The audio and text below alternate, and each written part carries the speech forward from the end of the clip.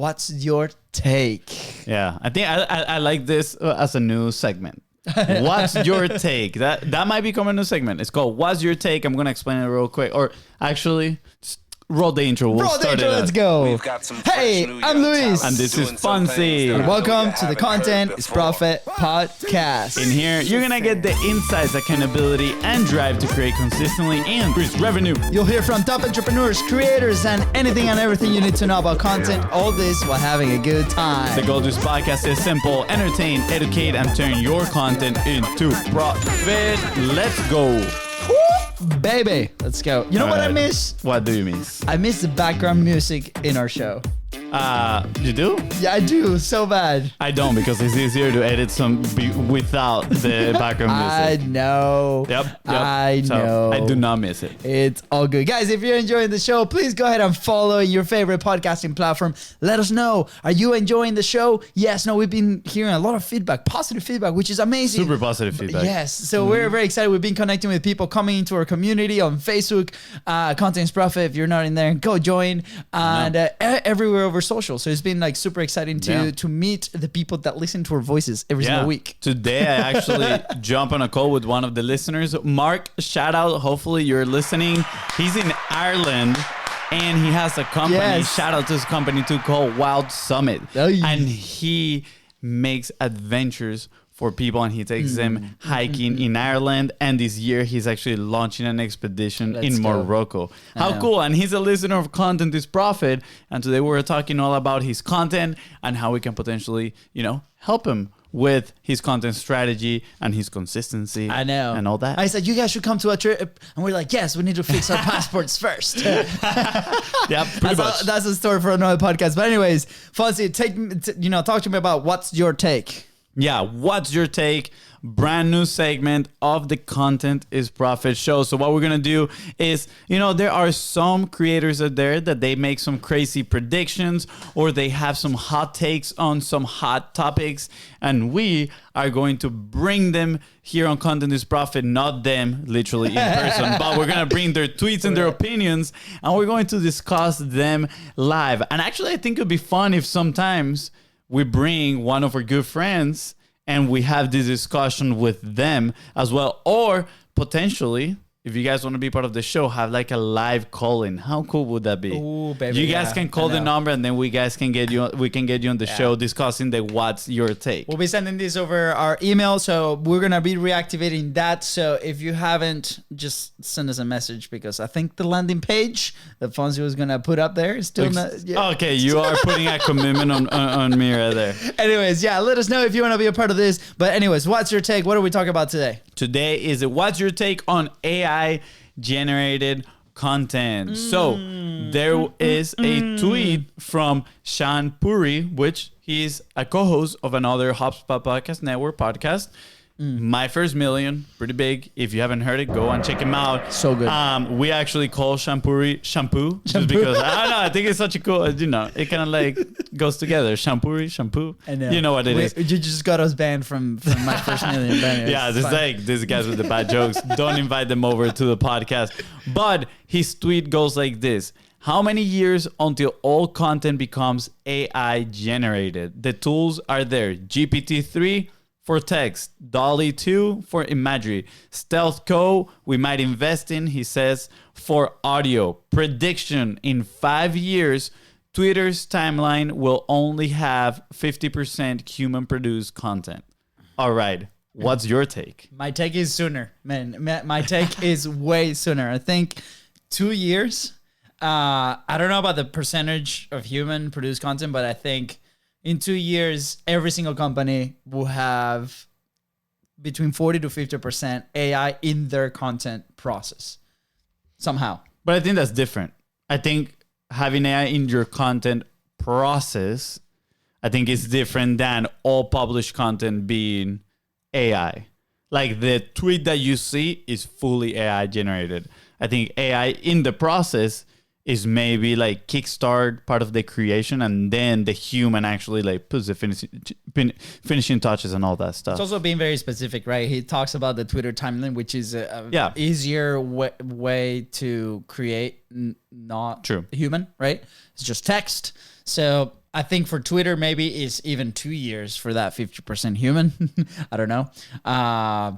Again, depends on the type of creator. But I mean, we just had this conversation with a client. This just like an hour ago. Right? She's a writer mainly. Well, she is a writer. She loves she creates from this place of energy as well, which is very, very exciting and not very business-like in the sense of it's not systematized, right? She believes a lot in energy. Is amazing. She creates amazing things.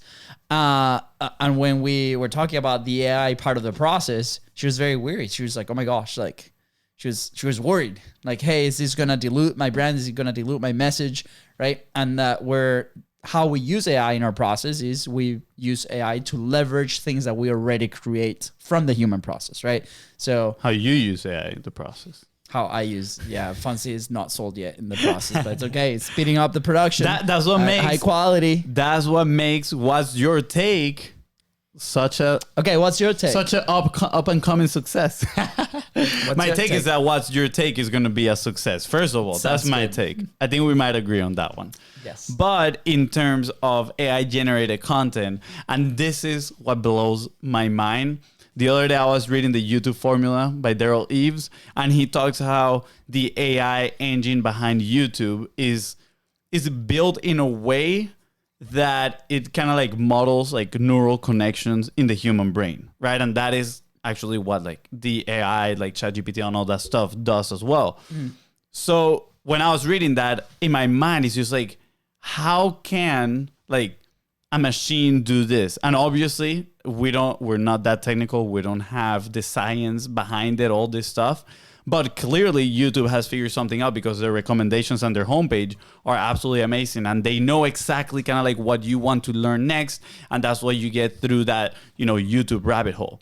But today, after my call, it was crazy. I went for a little 5-minute walk with my call with, the listener, Mark. Shout out, Mark.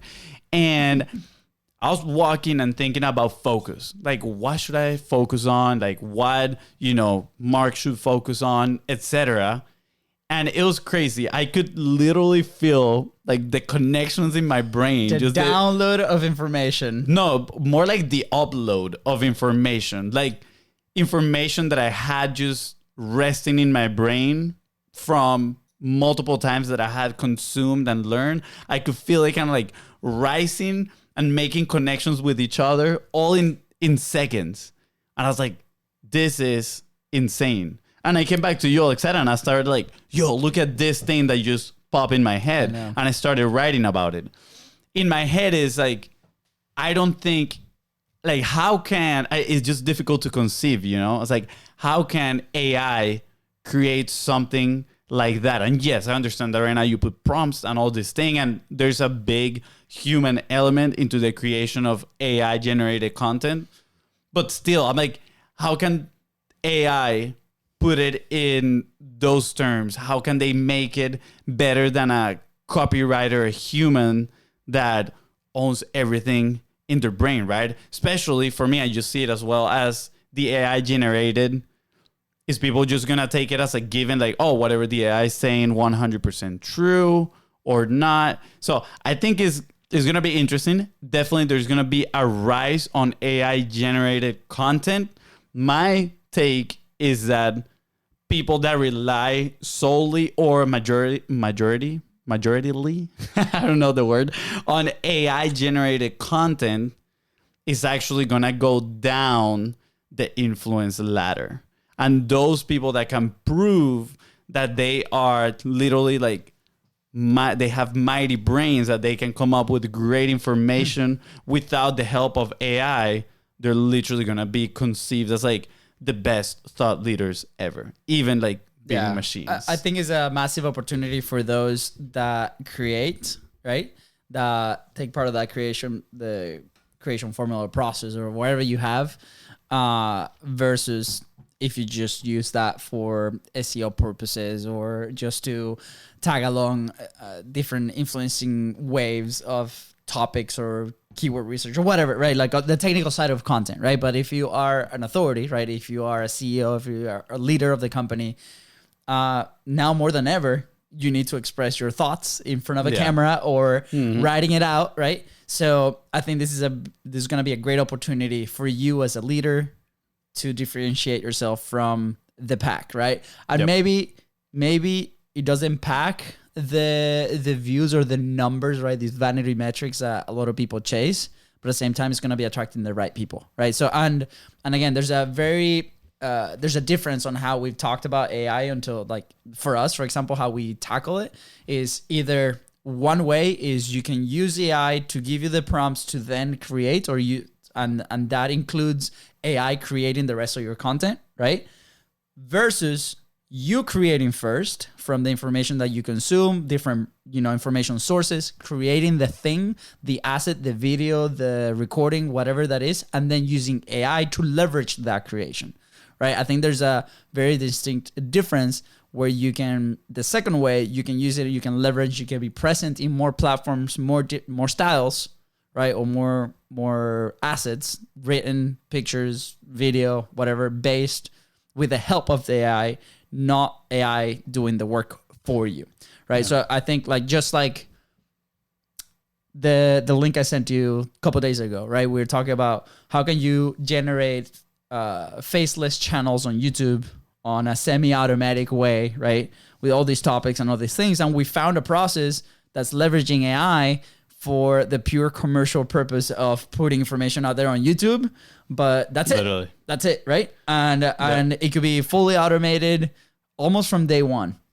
Yeah, and it's much. Like, really, is that the legacy that you want to leave? Maybe. Maybe you just want a faceless. Maybe all you want is a faceless channel that makes some money. Yeah, and that's totally okay. Yeah, that's right? fine. But again, if you are the leader of a company, right, which usually is the people that we connect with, is usually people that listens to the show, that want to make a difference, that want to put their message out there, right? How are you going to differentiate yourself from all this stuff that's happening today? Yeah, absolutely. So food for thought. Yeah, food for thought. Let us know if you scroll down to the description. There's going to be a link right there that is going to take you straight to a chat with us. So let us know, what is your take on AI generated content? Do you think that Shaan Puri prediction in 5 years, Twitter timeline will have only 50% human produced content? Yes or no? What is your take? That's pretty good. I like what is your take? I have a good feeling. I have that thing. Good feeling. My take? Thank you. You're telling me I'm right. Let's go. I like the segment of what is my take. All right, guys. With that wait. Before we leave, we got the cool tools school for today. Oh, we are also including that. Yeah. Okay. It's my turn. Okay, you do it. Yeah, my cool tools school for today. Are we keeping a spreadsheet with all these? We're making one soon. Okay. The Cool Tools School is actually an app that I downloaded. I didn't know it existed. And guess what? It's AI. But it's AI from Quora. It's called Poe. Poe. Yeah, like Edgar Allan Poe type of deal. And it's actually pretty cool. I've been using it to just get random facts and random stories about entrepreneurs. And I think it uses kind of like Quora as its database. So I think it's pretty interesting. Again, the Cool Tools School, this one is mostly for fun. Why? Because I don't believe that you should rely 100% in AI for all your content, but instead you need to become the thought leader. And yes, you can use AI to leverage some of the process on the creation, right? Maybe kickstart that process, but at the end of the day, you are the thought leader and you have your voice that you want to share with the world. And guess what? We can actually help you do that. So if you're interested, make sure you reach out at BIZBROS, at Luis D. Camejo, or at FONZI Creates. That feels good. Yeah, that feels good. Or you can reach out to us and we can help you put on your pipeline platform and help you become that thought leader in your market. That's right. With that said, guys, thank you so much for tuning into the Content is Profit podcast. Go ahead and follow the show in your favorite podcasting platform and on social media at BIZBROS Co. That is right. And if today's episode help you move one step closer towards your goal, please don't forget to share it and scroll down and let us know what is your take. See ya. Bye, guys.